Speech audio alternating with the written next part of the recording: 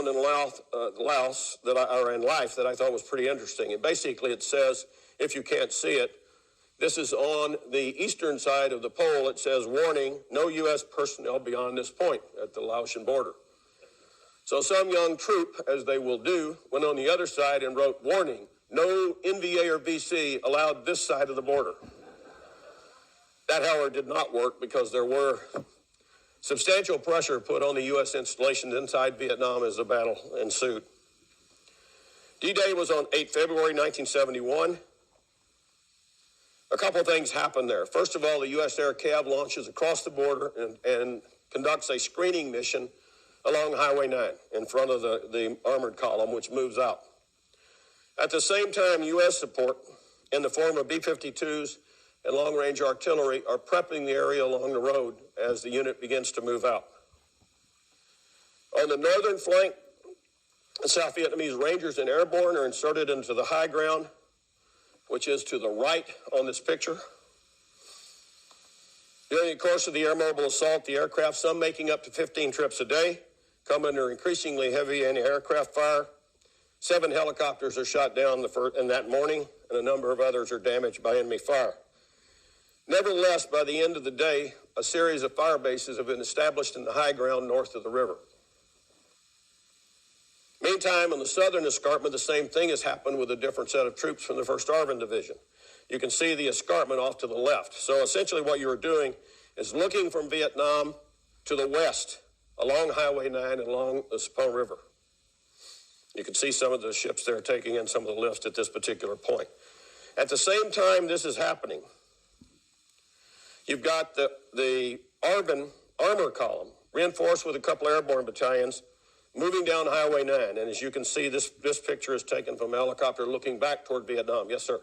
What's the approximate distance it takes to It's about 45 miles. It's a kind of a twisty road. It's probably, as the crow flies, it's closer than that.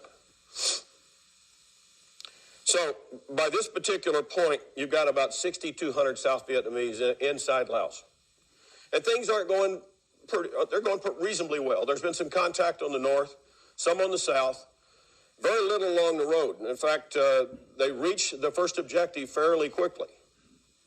And everything seems to be looking pretty well. And then all of a sudden, the main attack falters.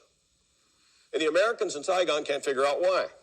And then they find out that apparently what has happened is the President, too, has talked to General Lam there in the upper left of the slide, and tells him, too, by the way, is facing an election in the fall, says, don't take more than 3,000 casualties.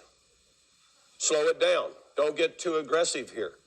And what that means when you have, by this time, about 11,000 folks strung out along this road, is it's very difficult once they stop to get started. So in the absence of orders, they just sit there. Meanwhile, the other side, when they look up and see all of these helicopters coming and this armored column along Highway 9, has decided, yeah, something's happening here. 70B Corps is the controlling headquarters in this part of Laos. It controls 3 divisions, and in the course of the battle will receive operational control of 2 more divisions. Now, with the column strung out along the road, not moving, and essentially the airborne and the Rangers in static positions in the north, and the 1st Infantry Division in static position in the south, the fighting intensifies. Because essentially what 70B Corps will do is run 2 divisions from the north and 2 divisions up from the south and begin to cut the South Vietnamese to pieces along this road and against the static positions on the high ground in the north and the south. And as you might suspect, one of the things that they do immediately is increase the air defense umbrella in the area. So they rush everything that can shoot down helicopters, and for those of you who've been on helicopters, that's almost anything. It becomes a very tough going for the aviators. And once again, it's not a large target acquisition problem, because if you look at the terrain that you saw on those previous slides, there aren't too many places that you can put landing zones. If you're going to put a helicopter in, you need a place to put the helicopters down so the blades don't strike, because that doesn't make them fly very good. So what you need, even for a 3-ship lift, is a pretty sizable piece of ground. And if you're carrying a battalion in, you probably have 10 to 12 to 15 birds. there aren't that many places here, so they look at the same map we do, and where do they put their air defense weapons? On those potential landing zone sites. And as you can see there is a lot of damage done to the aviators, because some of these guys, as I said, in the first days are flying 10, 12, 15 trips a day. Because it's a short flight from Khe Sanh out to these, even to the furthest most battle positions. Then something happens that sort of becomes the poster child for Lam Son.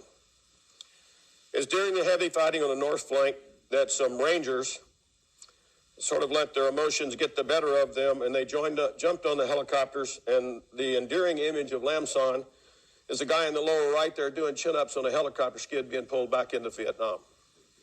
So the storyline becomes South Vietnamese being pushed back with their tails between their legs into South Vietnam. I will tell you that I saw the same thing in An Loc in 1972. And I would tell you that for every one of those guys who did that, there were 10 people who stayed and fought. Unfortunately, for those who stayed and fought, they're painted with the same brush that these gentlemen here are painted with. So at this particular point, the South Vietnamese forces are pretty much in trouble.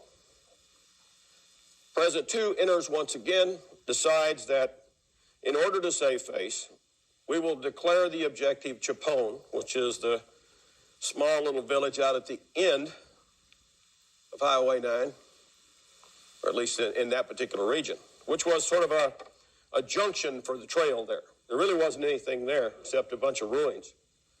But it would give the impression of having achieved an objective, and at that time, the forces then could be pulled out of South Vietnam. As you might suspect, General Abrams is jumping up and down, trying to convince the South Vietnamese to stay there and do what was done in Cambodia.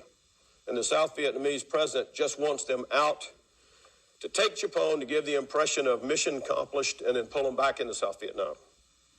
So the idea is that we will hold the fire position, the fire bases in the north. And in the south, what we will do is we'll have the Vietnamese Marine Corps basically replace the 1st ARVN on the battle positions they're at, the fire bases they're on, pick them up, and then take them closer to Chapon to new LZs called Lolo, Liz, and Sophia. And then once those are taken, another lift into the fire base Hope, which is the northernmost arrow there, which will then put 2 battalions on the ground that can assault into Chapon and declare a victory. So the airlift into Lolo, Liz, and Sophia begins on 3 March. And then what happens is the first one in is Lolo. And Lolo turns out to be a pretty bad day for the aviators. Out of the first 20 birds into the LZ, 11 of them are shot down. 4 are left burning in the landing zone. Another 8 are heavily damaged during the course of the day. But by the end of the day, despite the fact you've lost 11 Hueys and 2 Cobras, you do have those ARVN soldiers in the position at LZ Lolo. Mike the decision then is made to one of the first 20 do better on the preparation on of the other fire bases before putting the troops in, and those landings go a lot better. Once you get those people into position, then 2 battalions, using 120 Huey helicopters, pick up the troops from the 2nd Regiment of the 1st ARVN Division and insert them into LZ Hope, which is just to the northeast of Chapon. The Lancers were the flight lead on They that will 120. hold that position overnight, and the next morning they will go into Chapon. And in fact, what they found are some amount of material, rice, weapons, ammunition, but there aren't many enemy troops there. At this point, the ARVN strength in Laos is about 16,800. So now the idea is, how do you get out of here? And the idea was that the armored column on Highway 9 will just pull a U-turn and head back into South Vietnam. Meanwhile, you will sort of reverse leapfrog from those units that are around Chapon back toward South Vietnam and cross the border. And we call this a retrograde or a withdrawal under pressure. It is one of the most difficult military operations or tactic to try to achieve. It's particularly difficult to achieve if you are outnumbered 3-1, which is the case at this particular point. This is actually a North Vietnamese order of battle map produced after the war in one of their histories. But essentially what it shows is by this time, The North Vietnamese have 5 divisions, 12 separate infantry regiments, 2 tank regiments, an artillery regiment, 19 anti-aircraft battalions in the area, a total of about 60,000 troops. At the height, the ARVN have 22,000. So that's going to cause a desperate fight to disengage. I have a friend who lives in Fairfax, Virginia. He was a major battalion commander in the 2nd Battalion of the 2nd Regiment that went into LZ Hope. His battalion was overrun. He was wounded and was captured and remained in captivity for about 9 years. It's a very good book by a friend of mine named Andy Wiest from the University of Southern Mississippi, who talks about Harry is his name. Nakwe is his real name, but we called him Harry. Really an interesting individual. It's quite a story. Now, while all this is happening, it's being reported daily on the news as a debacle for the South Vietnamese. You see General Abrams there, a little bit dejected in the right-hand photo there, lower right hand. Nixon and Kissinger are very unhappy with Abrams because he is putting out all these positive accounts, even though it is clear that things aren't going well. So while Abrams is sending all these communiques saying the ARVN are doing better, they're going to go in this area, they're going to take out this fire base, the news is saying completely the opposite. So the ire of the White House falls on Abrams. And at one point, Nixon talks about having Haig get his gear and go out and replace Abrams, which was kind of interesting because at the time, Haig is a 1-star and Abrams is a 4-star. So that dog won't hunt, and saner minds prevailed. The operation ends finally on 25 March after all of these troops fight their way back into Vietnam. Nixon goes on TV and reports that Vietnamization had succeeded. Well, not exactly. Some of the South Vietnamese units had fought extremely well, others less so. What Lam Son does, it's a sort of a mixed story, but one thing it does, it says Vietnamization is a work in progress. These are the outcomes. The ARVN are soundly defeated. Note that 107 U.S. helicopters are destroyed during this operation. One of those was Major Barker's helicopter that I mentioned earlier in my opening. On a plus side, large amounts of NVA equipment, vehicles, and supplies are 100 destroyed. more aircraft And it will sustained so much retard damage. a new attack in Vietnam, but Although only they made it back to momentarily. Vietnam, A couple of things they come out of never this flew operation. again.